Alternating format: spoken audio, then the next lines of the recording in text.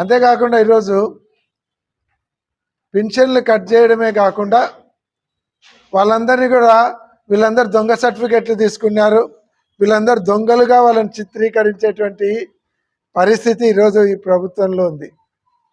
అంటే వాళ్ళందరూ దొంగలా? ఈరోజు మొన్నటి వరకు పెన్షన్లు తీసుకునే వాళ్ళందరూ దొంగలని మీ అభిప్రాయమా?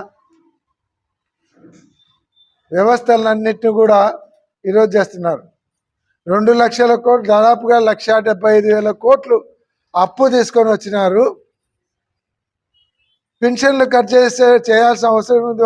వాళ్ళ పెన్షన్ వాళ్ళకి ఇస్తే పోయేదానికి.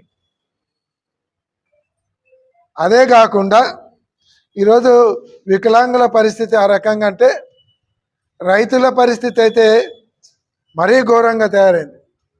వాళ్ళని భిక్షగాళ్ళ కంటే అన్యాయంగా రైతులను చిత్రీకరిస్తున్నారు.